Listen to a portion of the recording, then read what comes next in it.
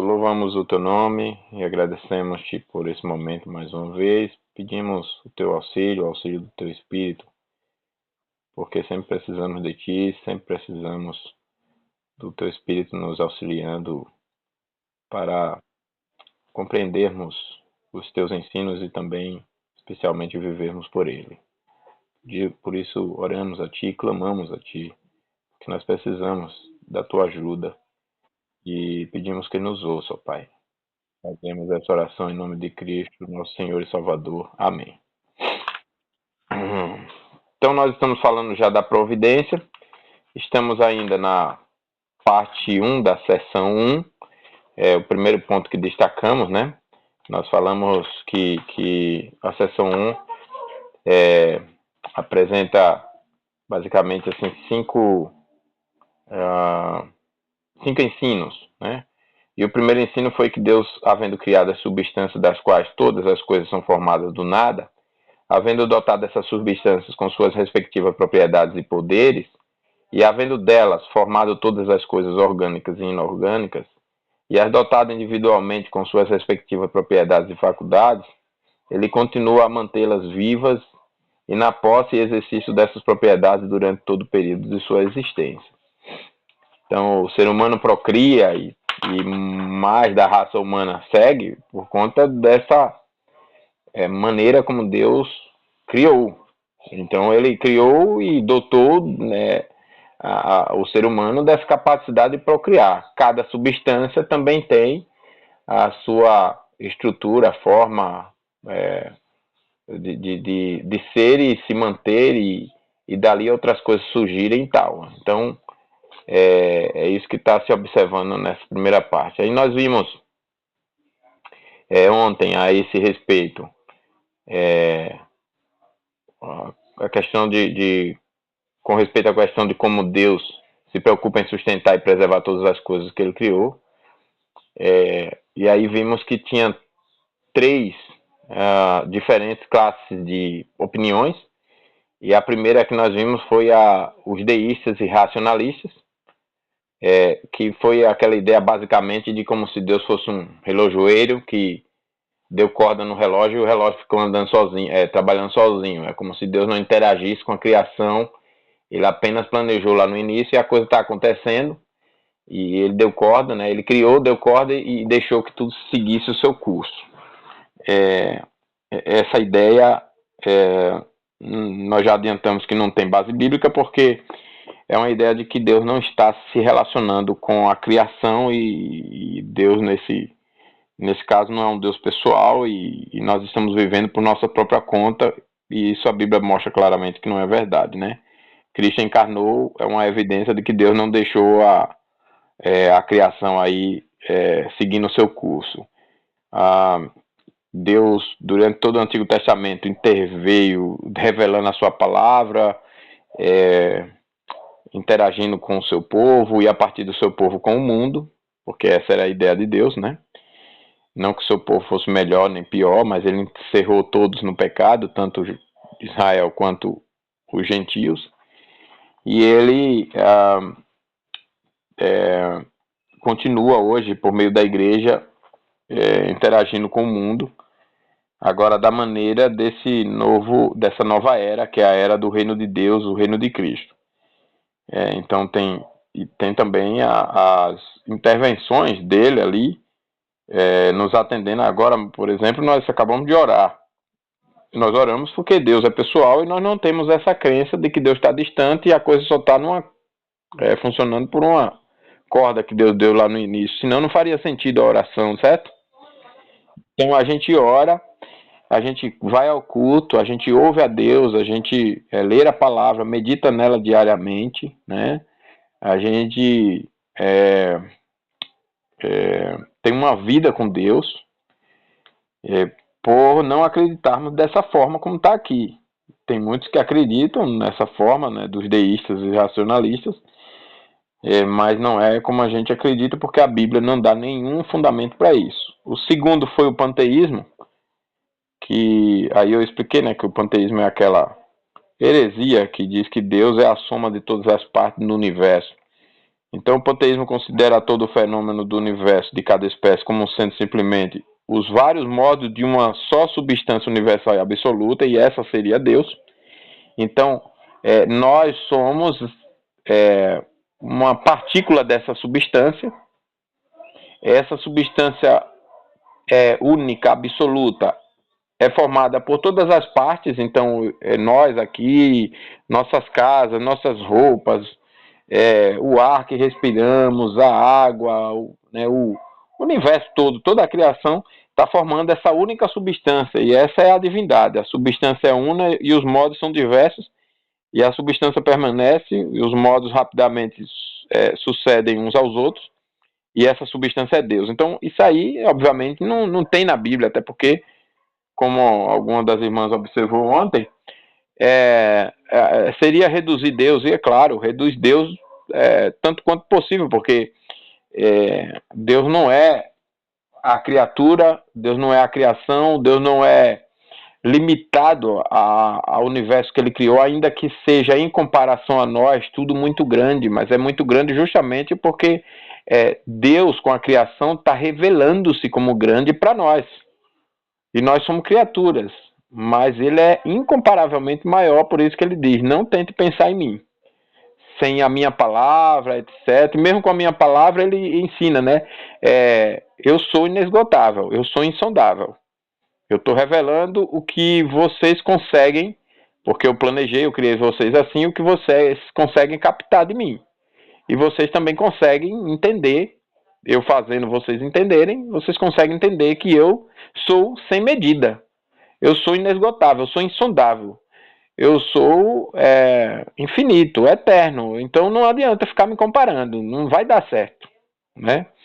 E ele já nos dá a sabedoria ali e nos ensina, enquanto a loucura humana, que poderia ser conosco também, né? Se Deus não tivesse tido misericórdia de nós e não tiver diariamente nos preservando, nós também iríamos para essa de querer esgotar Deus, exaurir Deus, e como não conseguimos, então racionalizamos Deus e tentamos adequá-lo à nossa estrutura de pensamento. Então, por isso, deístas, racionalistas e agora aqui o panteísmo. Nós terminamos nesse segundo e ficamos para estudar hoje o terceiro. E o terceiro ponto de vista é o único verdadeiro e serve de intermediação entre os dois estados extremos que nós acabamos de ver. Ele pode ser então assim expresso. Primeiro, Deus deu a todas as substâncias, tanto materiais quanto espirituais, uma existência real e permanente como entidades. Primeira coisa é isso. Então é verdade. Nós existimos por nossa própria vontade, não por nossa própria vontade de existir, mas nós existimos com essa vontade própria que Deus nos deu e vivemos por ela. Nós então temos inteligência para planejar, para realizar. Agora, isso por um lado é verdade, mas isso não é a única realidade. Não é aquela ideia de que Deus deu uma corda no relógio de corda e nós estamos trabalhando sozinhos. Até porque quantos dos nossos planos mudaram já, né, desde a nossa infância? Quantos dos nossos planos? Da minha infância para cá, eu digo que eu estou vivendo tudo o que eu não imaginava que iria viver. Tudo. Ontem eu conversava com os irmãos Genival e Sônia e falávamos sobre como Deus nos uniu a mim e a Mônica, né, para o casamento e tal. Daí a gente via ali e se alegrava como que Deus fez milagre atrás do outro, assim, foi uma coisa atrás do outra surreal. Assim, nós casamos em menos de 3 meses e casamento na Colômbia não é fácil, é caro e é uma burocracia terrível. E Deus abriu as portas assim de um jeito incrível, incrível. E as coisas aconteceram e eu confesso que assim, eu não fazia ideia de quando é que eu ia casar. Não fazia ideia, nem com quem. Eu conhecia a Mônica já há uns 4 anos, mas à distância, porque eu estudei um ano com o pastor dela, que foi meu professor no seminário lá em Sergipe, mas eu não imaginava que ela seria a minha esposa, eu não fazia ideia de como. Então você vê que Deus nos capacitou Porém, ele interage conosco, ele intervém, ele ouviu minhas orações, por exemplo, ele me dirigiu os passos, ele me livrou de outros relacionamentos que não iam dar certo se eu fosse tentar investir nesses, né? Mulheres que surgiram, mulheres que não tinham compromisso com nada nem com ninguém, e que se eu fosse dar ouvido, se a palavra não me preservasse antes, eu estaria hoje, não sei nem como, certamente com a vida completamente destruída, se não, Deus por graça não, de alguma forma não mudasse, como acontece com muitos, né, que seguem seus caminhos sem Deus. Então, você vê que Deus está sempre intervindo, é Ele que levanta autoridades. A gente acha assim, os políticos, né, eu estava olhando a política aqui de São Paulo, porque eu voto em São Paulo, né, e vendo, ninguém imaginava que teria um tal do candidato que está todo mundo assustado, é de direita, não é, e tal. Eu não sou defensor ferrenho de nenhum candidato, né? Eu digo que crente não é de um partido nem de outro, mas eu estava olhando sobre essa coisa de Deus intervir, Deus levantar, Deus isso, Deus aquilo, nesse tema que a gente está abordando. Os candidatos à política do sistema estavam todos muito seguros de que a coisa ia ser fácil roubar, como eles sempre roubaram, né? E agora levantaram-se os dois candidatos, né? Que é o Marçal e a Marina, e a corrida está caminhando para os finalmente, com eles cada vez mais aumentando e o sistema tentando criar a aparência de que de fato a esquerda está na frente, e a esquerda seria o Nunes, o Boulos e o Datena, né? E aí e a Tabata, daí tentam então passar essa ideia para poder justificar o roubo, né? Como não tentaram esconder com o Lula, né? Que o Lula eu não duvido que foi roubado lá. Então você vê, Deus vem e, de uma forma ou de outra, ele muda planos até na política. De repente está um governo e não muda muito, vai para outro. Eu estava há pouco lendo a apresentação do livro de Júlio Verne, né, daquela coleção A Volta ao Mundo em 80 Dias, A Ilha Misteriosa, etc., Viagem ao Centro da Terra, e a apresentação falava sobre a época, né, quando o Júlio Verne estava escrevendo, e ele escreve para jovens que estavam vivenciando uma mudança no mundo jamais imaginada, quando a indústria e a tecnologia revolucionaram a maneira de viver das pessoas. E realmente ainda estão revolucionando. Aí naquela hora eu pensei, realmente, o mundo vinha num estilo de vida, num ritmo, numa direção, e de repente, indústria e tecnologia mudaram radicalmente a maneira das pessoas viverem e se comportarem. Então, a vida é assim. Logo eu pensei na Bíblia, pensei em Deus, né? Eu digo, Deus conduz as coisas de uma forma, né? E ele sempre é no seu plano maravilhoso, mantendo a ordem das coisas. Então, o seu projeto está. Uhum.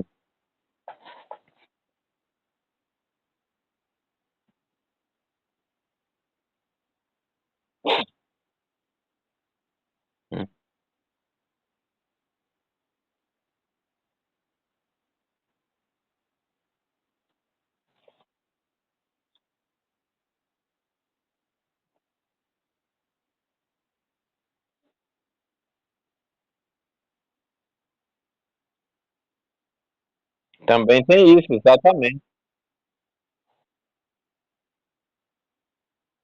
Também, exatamente. Ó, eu trabalhei. Isso tem acontecido mesmo. Mas essa era uma angústia que eu tinha na minha adolescência. Eu tinha. ah, eu tive que sair de casa cedo, né? Trabalhar cedo e tal, aos 15 anos já, e me manter, pagar meus estudos e tudo mais. Ajudar, eu fui morar com meus avós, aí eu tinha que ajudar na casa lá com meus avós, com supermercado, essas coisas todas, né? É, e daí eu tinha que sempre acordar cedo e ir para tal empresa trabalhar naquele horário, daquele jeito, e eu pensava, pô, esse serviço não dava para fazer em casa? Não tinha internet como tem hoje, eu tinha 17 anos, né? Aí depois aliás, quando eu entrei eu saí de casa aos 15, eu fui trabalhar em várias coisas, depois aos 16, 17 anos, ainda de menor, eu entrei no grupo ali Olímpicos, Azaleia, etc., essa empresa de calçado. E ali, depois que a internet cresceu mais, né, aí foi que eu cresci muito em tecnologia nessa época, aí foi que eu vim conhecer mais, e depois dessa empresa, eu passei 7 anos, aí foi que esse pensamento cresceu mais, porque eu trabalhava numa empresa que exigia que eu estivesse lá, e aí como eu tinha internet em casa, e o sistema era remoto, né, o atendimento, fosse na empresa, fosse de qualquer lugar do planeta, você conseguia entrar na internet deles, pela internet, remotamente, e fazia o seu serviço. Aí eles queriam que todo sábado eu estivesse lá. E eu aí pensava, mas no sábado não dá, eu tenho meus compromissos, não dá para eu atender de onde eu estou, de onde eu estiver? Aí dá, tudo bem. Aí eu atendia, eu tinha que liberar lá o pessoal que eu trabalhava na área de vendas, né? E aí eu pensava justamente nisso, uma coisa que eu estou vendo se concretizar agora, né? Mas é isso mesmo, mudou e tem mudado, até a maneira das pessoas, tem muita gente que hoje trabalha home office em casa, tem o horário de entrar, tem as reuniões para participar, e eu fico pensando assim, quanto não economiza? Olha a gente aqui agora, a gente está estudando em teleconferência, né? Uma conferência chamada, né? Não sei como é que dá o nome, né? Teleconferência. É teleconferência mesmo, é videoconferência até com vídeo. E eu fiquei pensando, já imaginou se a gente tivesse que estudar todos os dias se encontrando no lugar, né? O quanto de movimentação, de tempo, de dinheiro isso ia, né, envolver. E aqui a gente já consegue se reunir e tal. Então, o ponto aqui é que Deus deu a todas as substâncias, tanto materiais quanto espirituais, uma existência real e permanece como entidades. E permanente como entidades. Então, isso que nós temos como característica foi Deus quem deu. Mas não é que Deus não interage com a gente. Segundo, elas realmente possuem todas as propriedades ativas e passivas, tais como Deus metodicamente as dotou. Então, existem coisas que realmente eu sou passivo. Eu não sou ativo, não sou eu quem faz exatamente, né? Existem coisas que são assim. Por exemplo, não basta eu ter casado com Mônica e ter a intimidade do casal. Não basta isso para ter filhos. É preciso, isso é ativo da nossa parte, mas é preciso que o próprio Deus conceba a criança, né? É preciso. Se ele não fizer isso, eu e Mônica poderíamos tentar quantas vezes fosse, não seria concebido um único filho e não nasceria. Muito menos nascer. Exato, e é ele quem escolhe se é homem ou se é mulher. Tem é, esse calendário chinês aí, mas no final das contas é Deus quem vai escolher se é homem ou se é mulher, né? Nessa tecnologia agora, você sabe que tem, por exemplo, ultrassom 3D, né? E 3D colorido, essas coisas todas, né? E aí eu lembro que no nascimento da Luana, a gente optou para, em todos três, não fazermos ultrassom, porque não queríamos saber se era menino ou menina, porque queríamos exercitar em nós mesmos a, a intenção santa dada por Deus, e é o que Deus requer de nós, de desejar ter ou menino ou menina e amá-los da mesma forma. Deus quisesse nos dar menino ou menina, não fazer preferência. E isso por uma compreensão nossa de que a preferência, quando ela existia na antiga aliança, lá por causa da profecia do descendente da mulher que nasceria, esmagaria a cabeça da serpente, e a genealogia ali do menino sendo preservada, né, de Cristo, isso era uma coisa, eram as crentes piedosas, fiéis, que preferiam o homem por essa profecia, essa fé, querendo que se cumprisse isso. Isso é bem radicalmente diferente de você hoje, como é a cultura, né, preferir um homem ou uma mulher. Prefere por postura pecaminosa. Eu não quero o homem. eu quero mulher por isso, por aquilo. Aí o outro, eu não quero mulher, eu quero homem por aquilo outro. E a nossa intenção era exercitar em nós e também servir de lição para outros para mostrar o seguinte: Deus quer que a gente aceite o que Ele der, seja homem ou seja mulher, e ame da mesma forma. Então a gente não fez, mas teve muitos casais que fizeram. E eu lembro que um casal, a gente foi ter um treinamento com um médico assim, era o melhor na área. Ele, segundo nos falaram, né, ele era referência há muitos anos. As mulheres falavam ali naquela maternidade, é, é, poxa, como é o nome? Ali em São Paulo, perto do Hospital São Paulo. É, não. Ô, Mo, como era o nome da maternidade que a Luana nasceu? O nome da maternidade onde a Luana nasceu? Amparo Maternal. Aí ele atendia lá no Amparo Maternal, mas ele era cedido, ele era do Sírio Libanês. E aí ele deu uma baita na palestra, a gente ficou sabendo antes né? E a gente não sabia quem era ele, a gente foi para a palestra desse camarada. Cheguei lá, eu disse assim, rapaz, se toda aula que eu tiver na vida tiver um cara como esse, eu aprendo tudo. Pode me ensinar japonês, chinês, eu aprendo. O cara era muito bom. Eu fiquei sabendo fazer um parto, tanto que eu fiz do meu filho, né? Depois, o terceiro fui eu que fiz. Mas uma coisa assim tão clara de tudo, ele explicando tudo assim. Aí terminou ali no coffee break, a gente foi conversar com vários casais. Aí eu lembro da fisionomia, eu sou ruim de fisionomia, mas eu lembro da fisionomia até hoje do casal. O casal chega, conversa conosco assim, e aí perguntaram, né, menino ou menina, e a gente disse que não sabíamos, iríamos deixar pro dia e tal. Não. Oi? Oi? Quem?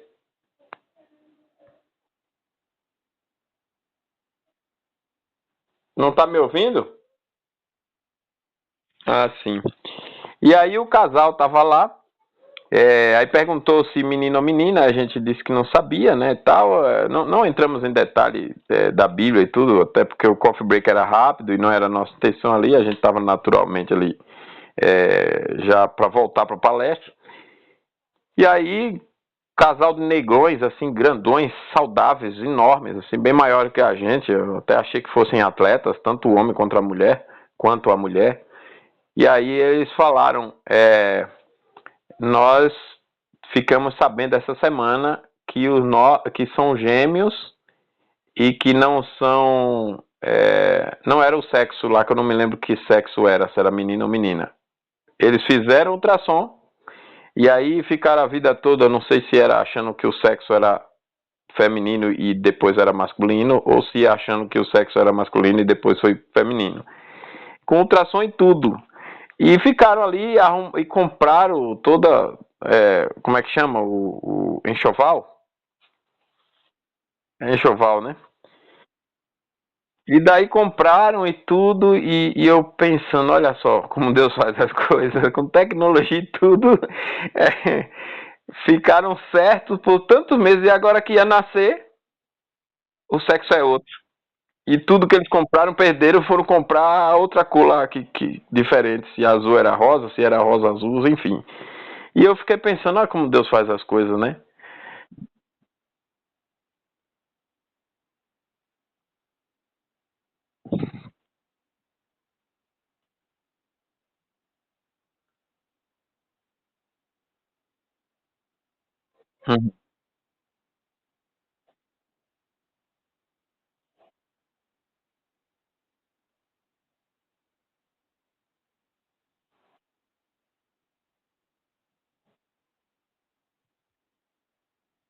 Uhum.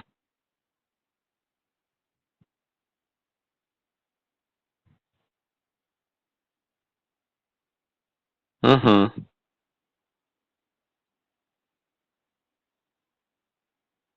Uhum. Alarme falso. Pois é. Então, você vê como Deus faz essas coisas, né? Ele controla, ele quem dirige, ele que conduz. Ninguém se engane. E tem tantas coisas que o ser humano não sabe explicar, nem sabe ter controle diariamente, né? Seja de chuva, seja de sol, seja de vento, seja disso. Esse ano mesmo, quantas coisas já aconteceram? Quem imaginava que ia ter aquela chuvarada toda no Rio Grande do Sul? Quem imaginava que ia ter essa queima no planeta inteiro agora? A pandemia que já foi citada. Então, assim, Deus tem controle das coisas, ainda que os homens planejem e até tenha maldade humana envolvendo, relacionada a qualquer coisa dessa que aconteça, mas Deus tem a sua palavra final, Ele está conduzindo, né? Então, Ele nos dotou de capacidade e, e nós temos propriedades ativas e passivas. Ativas, aquilo que Deus mandou eu fazer, eu tenho que fazer, eu devo fazer, né? Então, eu tenho a hora de acordar, eu tenho compromisso, eu tenho a hora de trabalhar, eu tenho que comer, né? Eu tenho que me alimentar devidamente, eu tenho todos os meus compromissos do dia, eu tenho que fazer todos eles, e daí por diante. Agora, tem coisas que são completamente passivas. Por exemplo, questão de saúde, né? Minha mãe está lá, acompanhamento, de novo, tratamento lá com o hospital. E a gente tem orado e tomado todas as precauções possíveis, são os ativos nossos. Mas quem vai dar a palavra final? Deus. Deus que a recupera, né? Deus que, como dizia um médico quando eu fui atendido, um médico crente, esse médico crente ficou sabendo de uma enfermidade, né? Ele tinha 40 anos na época que ele me atendeu, tem mais ou menos uns 10 anos isso. Aliás, tem mais de 10 anos, deixa eu ver, estou no Tijuco há 8, 9, 10, 11, 12, mais ou menos uns 12 anos. E aí ele estava com a enfermidade incurável, iria falecer em pouco tempo, ele médico, e mesmo assim ele continuou atendendo. Salvo engano, faltando 1 ou 2 meses para o falecimento dele, ele me atendeu. E faltando com previsão médica, previsão, e ele sabia, inclusive ele conversou comigo, ele disse, a minha maior preocupação não era com relação à minha partida para estar com Deus, ele me contando, né? A minha maior preocupação é minha esposa jovem, ficar com 2 filhos, ou eram 3, né? E viúva tal, e as crianças crescerem sem o pai, né? Ele comentando que era a maior preocupação que ele tinha. Mas ele falou isso tranquilo, tal, a gente conversou, ele me atendeu, aí no final ele disse assim, eu era seminarista na época, aí ele me disse assim, aqui seminarista, eu vou dizer o que eu falo, apesar de você ser seminarista, eu vou dizer o que eu falo para todos os meus pacientes, crentes ou não. O que a medicina pode fazer está aqui, mas se você vai ser curado ou não, só Deus é quem garante. Então, a vida é isso. O que Deus fez conosco é isso. Ele nos dotou de propriedades ativas. Então, ativas, eu fui ao médico, o médico me receitou e ele disse o que eu deveria fazer e eu fiz. Passiva, é Deus quem decide se vai usar a medicina para me curar ou vai dizer, não adianta o medicamento que vai usar, não vai curar. Né? É Deus quem tem. Então, é Deus quem nos dota. Terceiro, essas propriedades têm uma eficácia real e não meramente aparente, como causas secundárias em produzir os efeitos próprios a elas.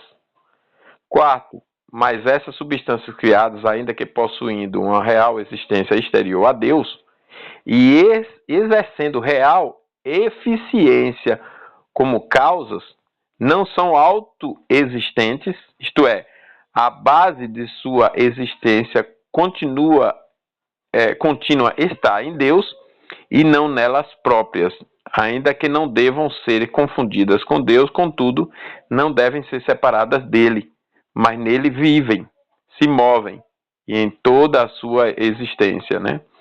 Então, nós vivemos em Deus, existimos em Deus, nos movemos em Deus, mas não devemos ser confundidos com Ele. Deus não é a soma de todos nós formando uma grande substância. Tudo bem? Tranquilo por aí? Então é a gente entender que Deus nos fez independentes, contudo, nele, dependente também, nos fez com capacidade de agir ativamente, até onde essa capacidade de atuar foi dotada e planejada e tudo mais, ela vai ser eficaz nessa finalidade, mas Deus é quem nos governa, nos controla, e nós não devemos nos ver independentes de Deus, separados de Deus, melhor dizendo, né? Então eu tenho que saber que eu estou sempre nessa relação. Eu respiro porque Deus controla a vida e a minha vida, né? Mas eu tenho uma capacidade de respirar própria, dada por Deus, e eu devo executar e exercitar isso. Mas eu dependo dele, eu não estou separado dele. Quinto, a natureza precisa de exercício da energia divina, por meio da qual, ou do qual, né, Deus interpenetra o universo com sua presença, o abarca e todas as coisas nele com o seu poder, e as mantém vivas, não é revelada e naturalmente se mantém encoberta. Isso é um mistério para nós. Que Deus continua sempre, então, a exercer seu imensurável poder em manter todas as coisas vivas, e na posse e uso de seus dotes, pode provar-se primeiro à luz do fato de que a contínua dependência é inseparável da ideia de uma criatura. Essa dependência constante, a gente sempre sabe que tem uma criatura, né? Alguém criou quem existe, que veio, quando vê, tem uma criatura última, né? Um criador que nos fez. A causa permanente da existência contínua das criaturas deve estar sempre em Deus, visto não estar em si própria. Então, se eu não autoexisto, né?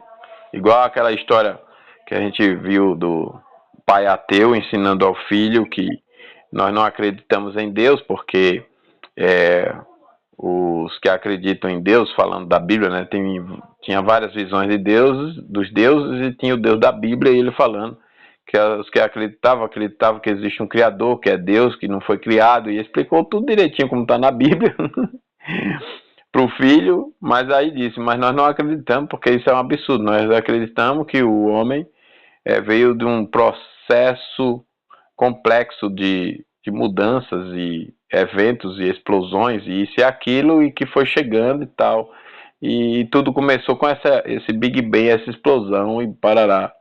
Aí o menino pergunta, mas quem colocou a bomba lá? Quem que foi que explodiu o negócio?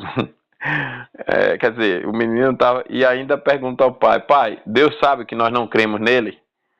Quer dizer, o menino meio que percebeu, não faz sentido, né?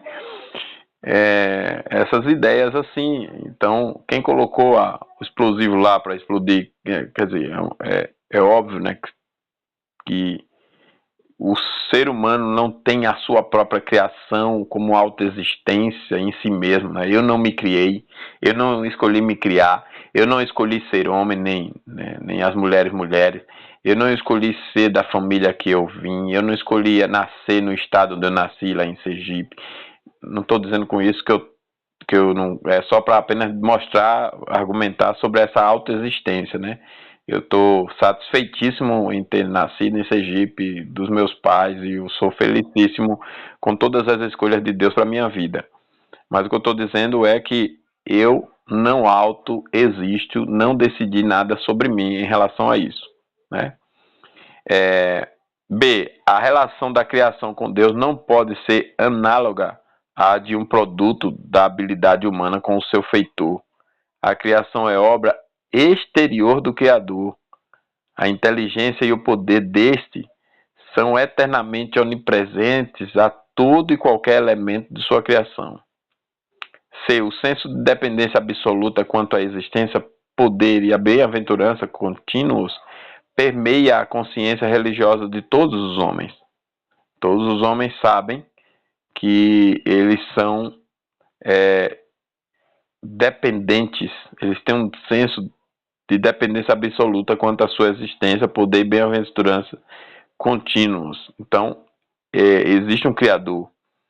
E quarto, é explicitamente ensinado na Escritura, como Colossenses 1,17 que diz, e por ele todas as coisas subsistem, ou como também Hebreus 1,3 diz, ele sustenta todas as coisas pela palavra do seu poder, ou Atos 17:28, nele vivemos e nos movemos e temos nossa existência, ou então o Salmo 66, 8 e 9, e aí poderíamos citar 63, 8, 36, 6, entre outros.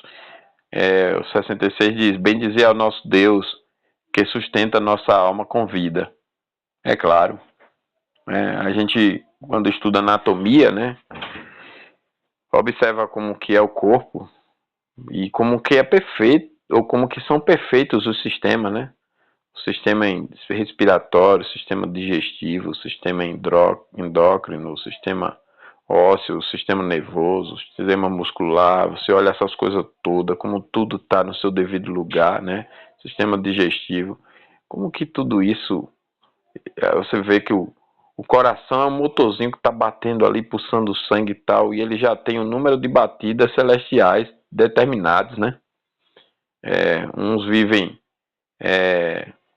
apenas no ventre, outros vivem alguns dias, algumas horas, né? Outros vivem meses, outros anos. Há quem viva 5, 10, 50, 80. Nem todo mundo passa de 90, né? Então, assim é a vida. É Deus quem determina o tempo. Não é verdade? E eu pensei quando eu disse ninguém passa de 90 e eu ouvi um amém. Né, irmã Douglas?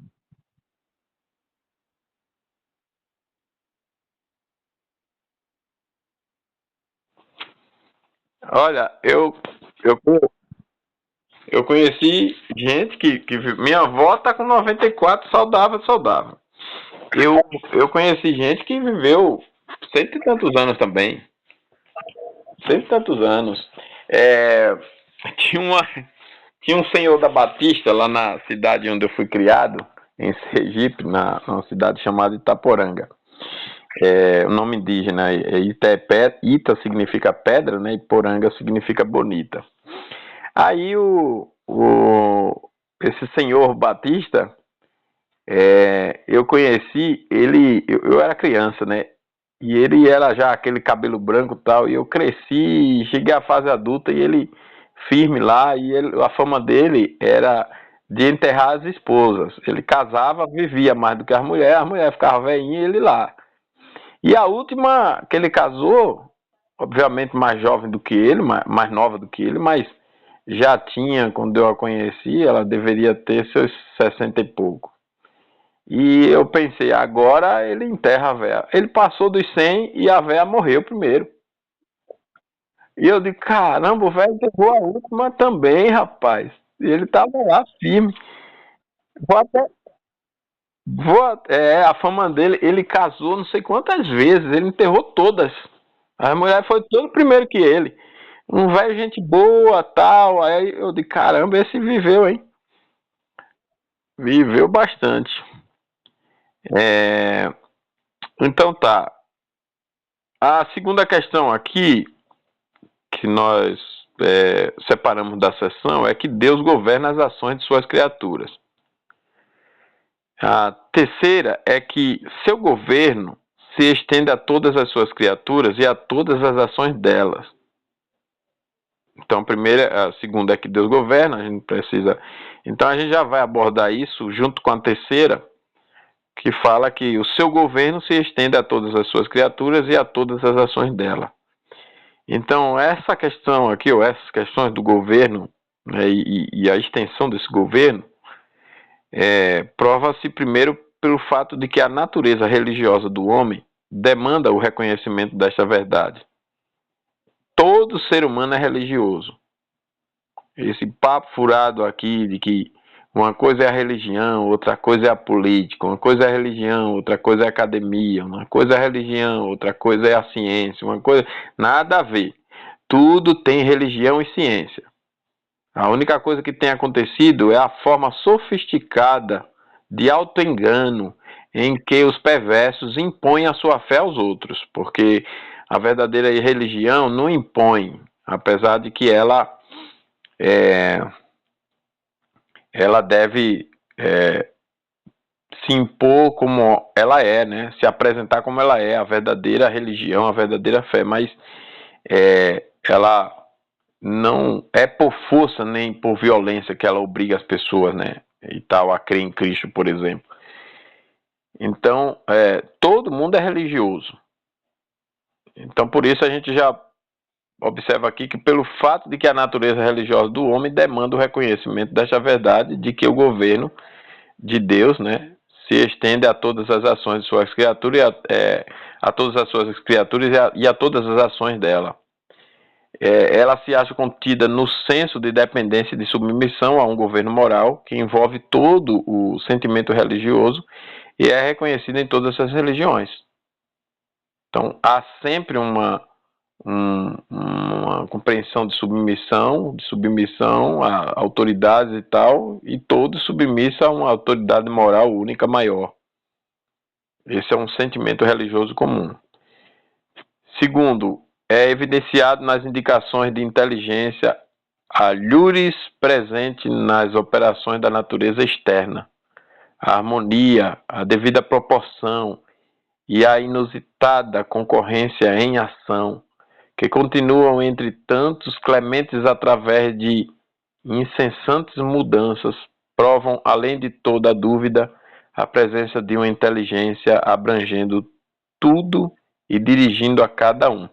E nós estamos, como planeta Terra, na distância exata do Sol que precisamos. Nenhum milímetro a mais. 1 milímetro a mais ou a menos mudaria tudo. Nós estamos na distância exata.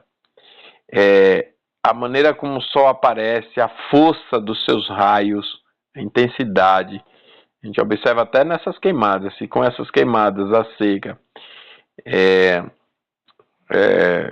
eu sei que muita coisa está sendo, como tem sido vista e pesquisada aí, sabotagem, né?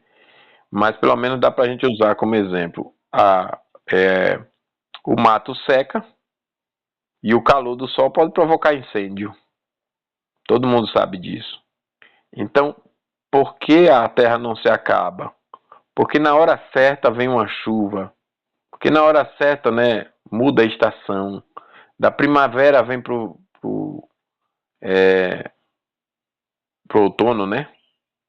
Por que primavera, verão, outono e inverno? Por que cada uma dessas estações? Por que a terra é regada com água no inverno e logo em seguida vem as flores e depois vem os frutos? Por que essa ordem tão inteligente? Porque o Criador é inteligente. Existe uma inteligência superior e a natureza da existência, da criação é inteligente. Está tudo exatamente onde deveria estar. As irmãs já sabem aqui, acredito que todas, que eu defendo muito a medicina alternativa e eu, no tratamento da Luana, da Sofia, aliás, conheci um médico alemão. E quando a Sofia, eu conheci uma semana antes de fazer a cirurgia das amígdalas dela. E 1 hora depois que a Sofia estava na cirurgia das amígdalas, esse médico me liga, finalmente, né, para me responder aos questionamentos, colocações que eu fiz, entre outras coisas eu coloquei a das amígdalas.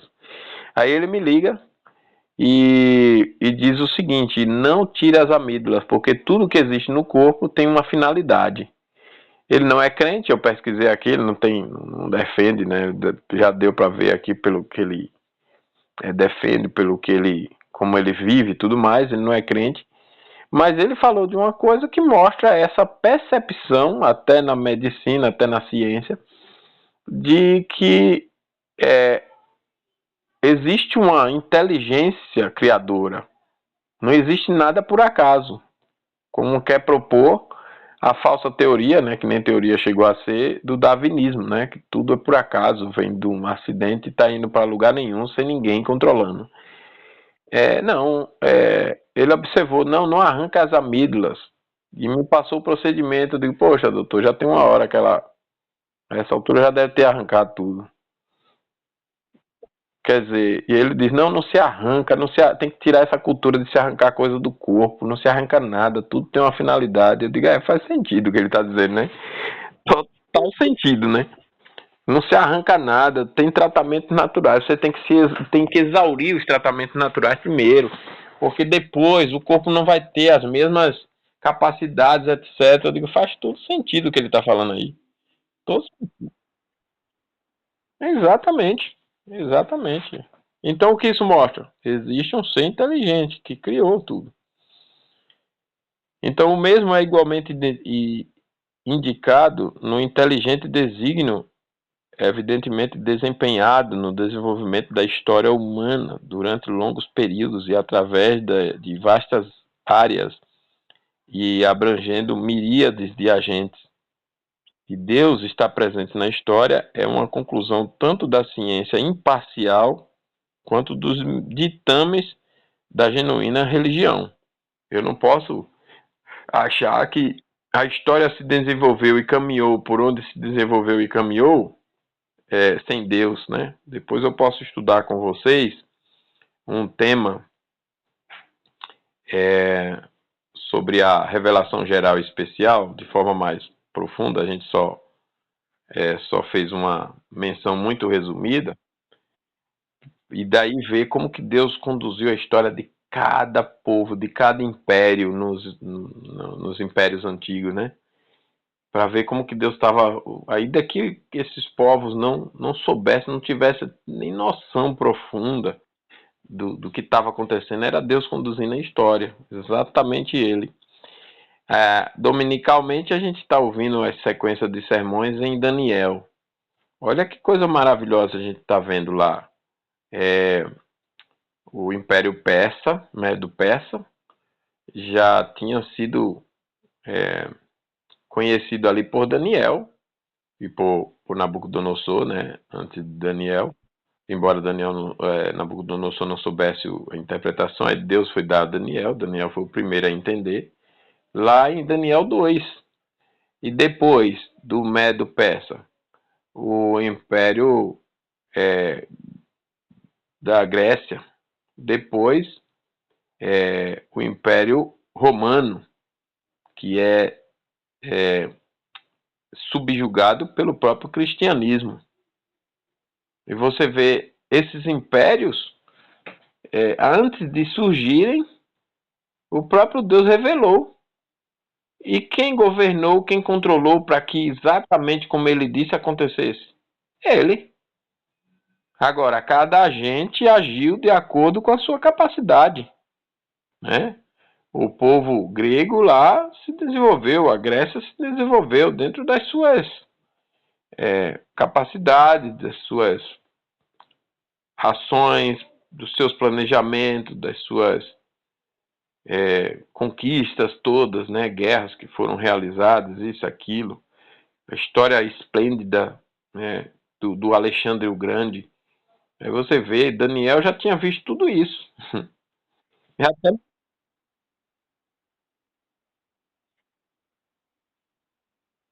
Uhum, exatamente. Você vê que os povos estão agindo.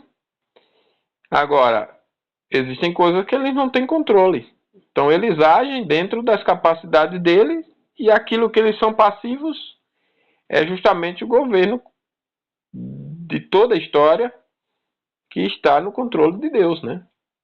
Está no controle de Deus. Então, como Deus nos ensina, inclusive, em sua palavra.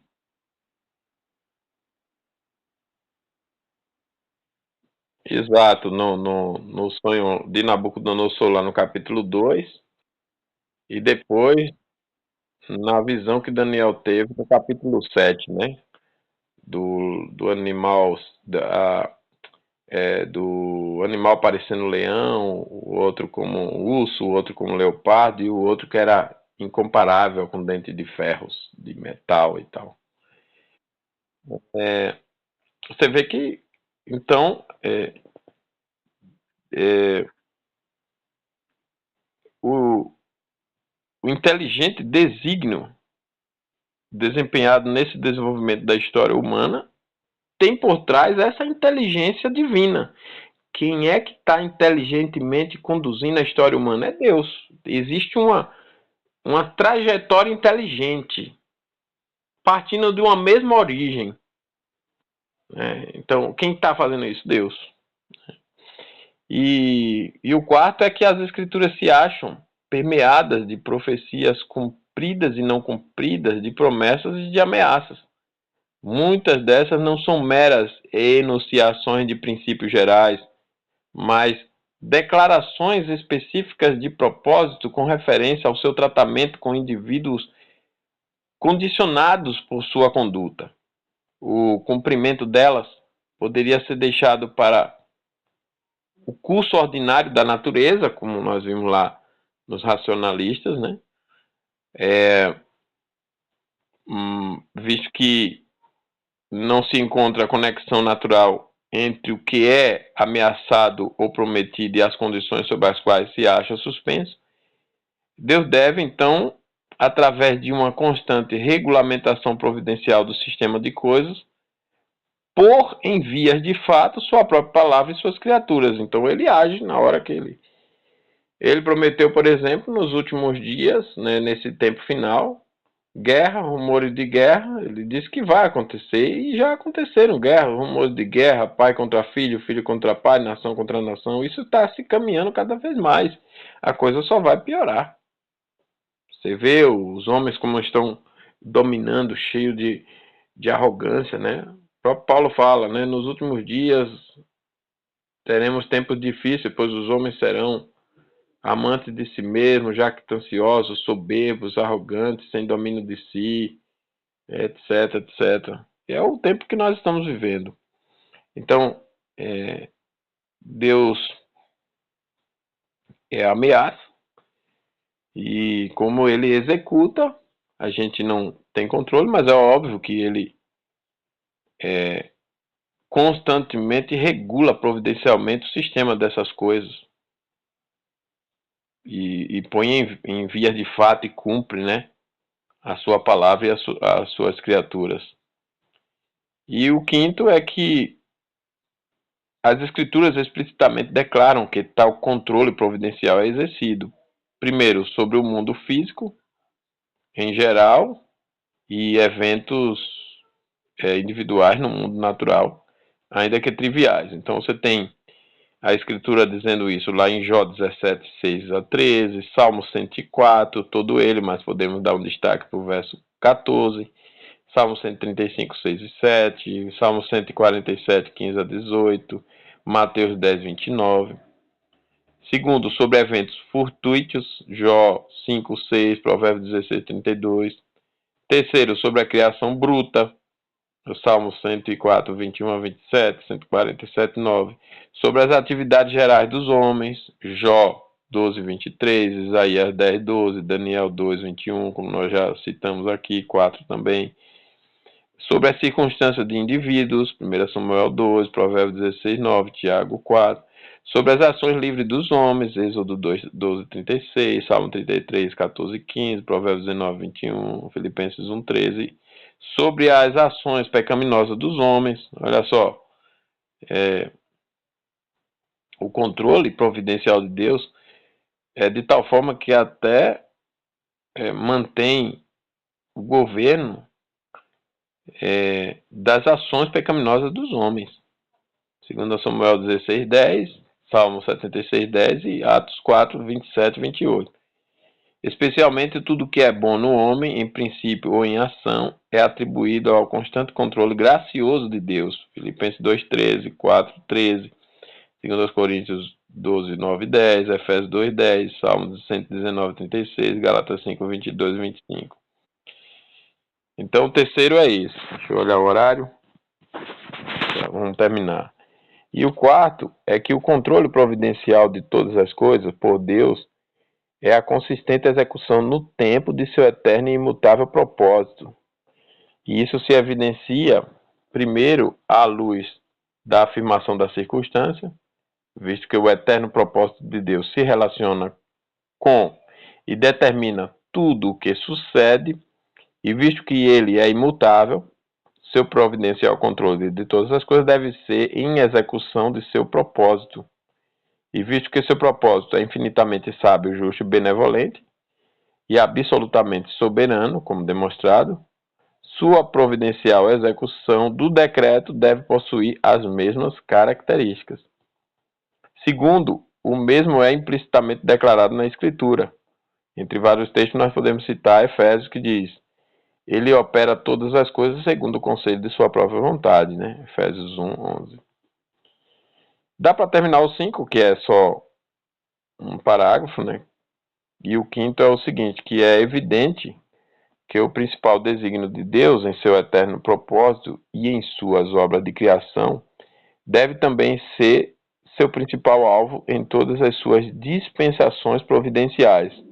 Isso já foi demonstrado como sendo a manifestação de sua própria glória, então é também diretamente asseverado como o alvo principal de sua providência. Tudo que Deus governa em sua providência é para a sua própria glória. Por isso que a gente cita lá na igreja, na abertura do culto, né? Romanos 11:36, porque dele, por meio dele, para ele são todas as coisas, a ele pois a glória eternamente. Amém. Então,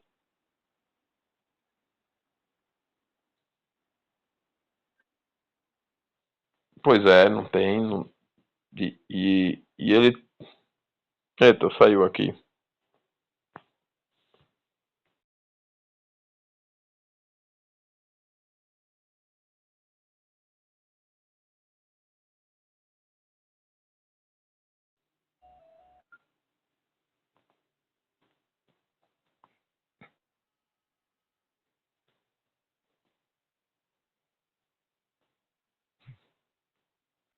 Pronto. É. Você estava falando que ia continuar a falar?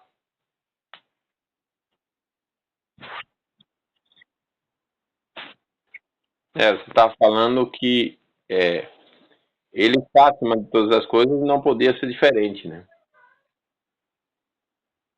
Exato.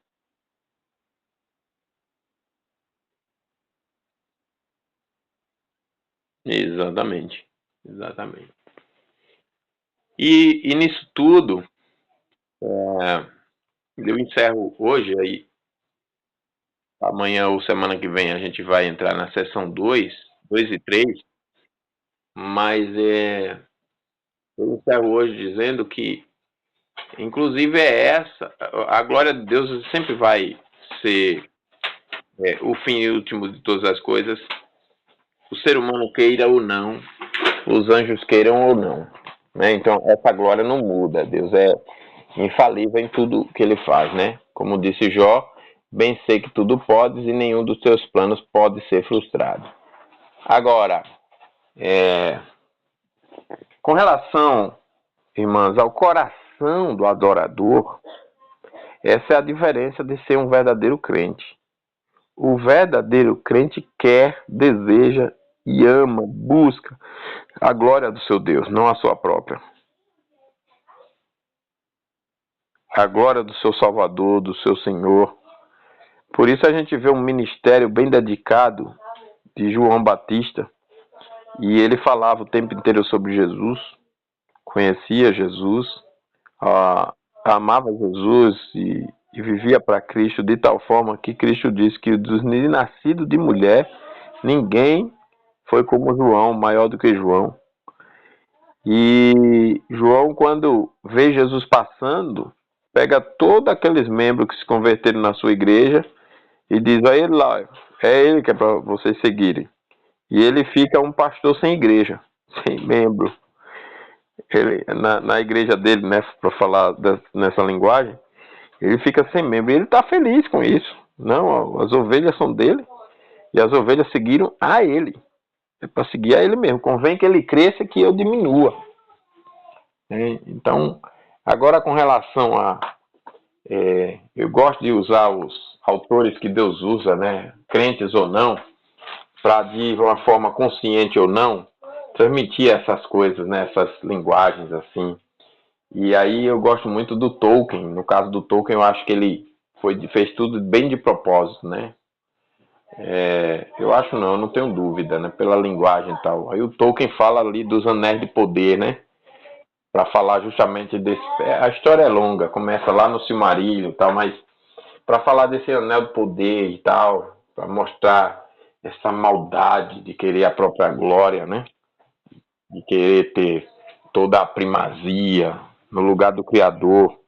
Ele vai chamar de a música que esse Criador tocava, que era a melhor e a maior, né, a mais bela de todas as músicas.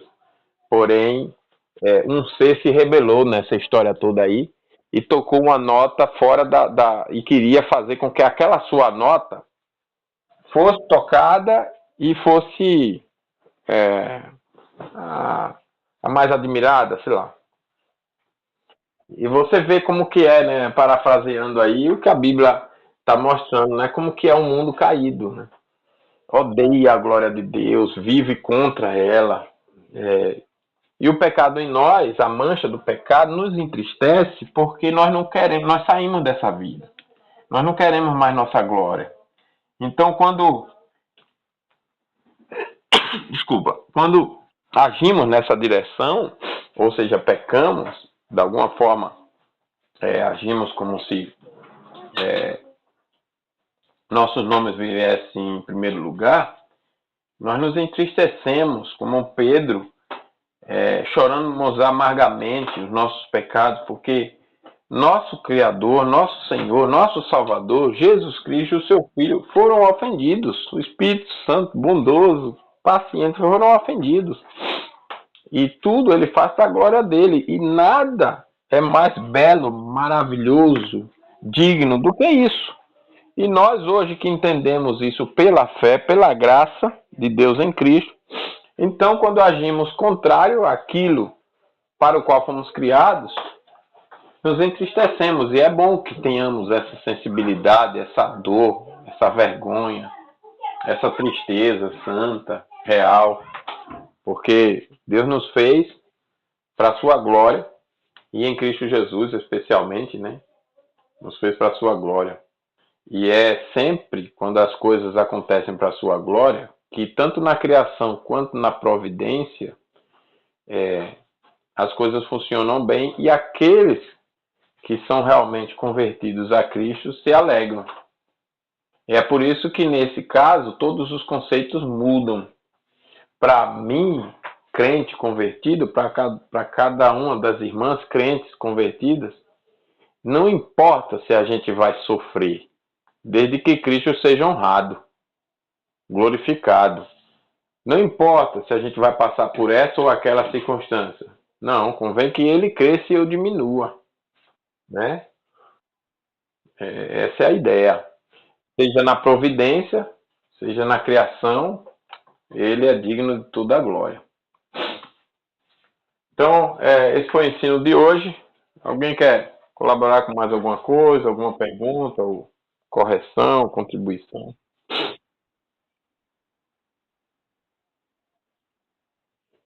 Sim, senhora.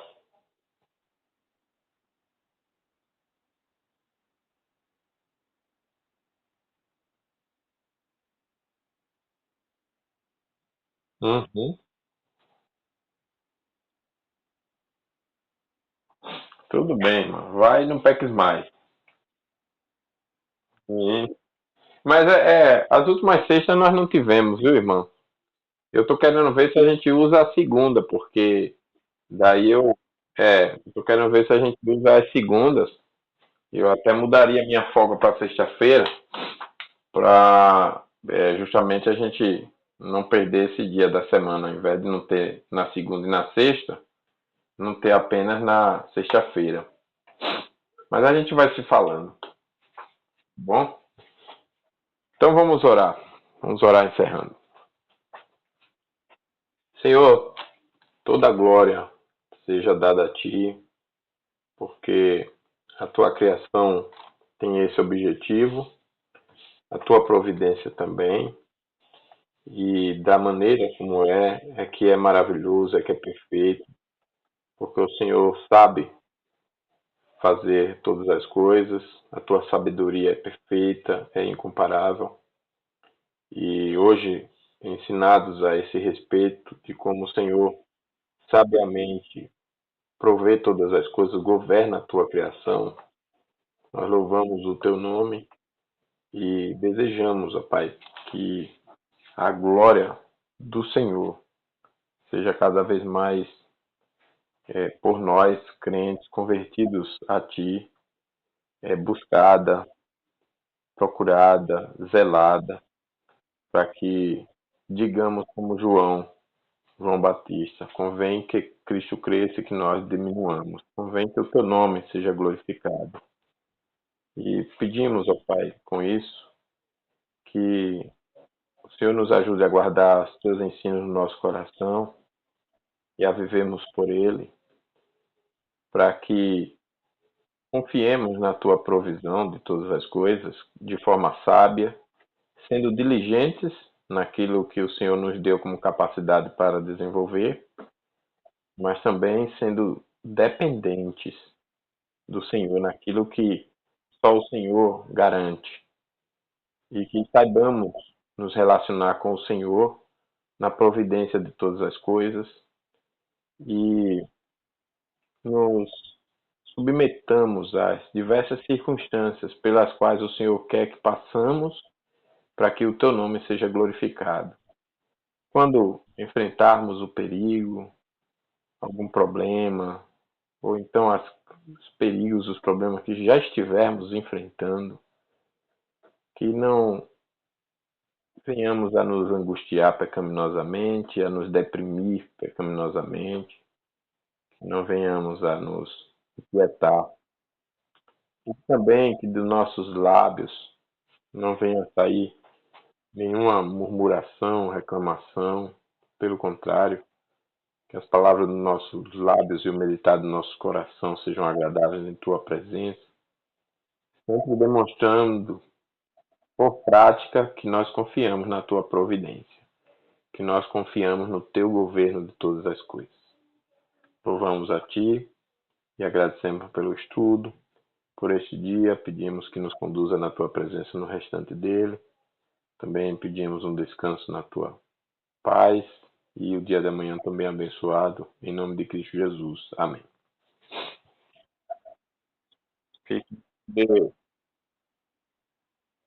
Oi? Vou, eu tenho que subir. É que eu tive um problema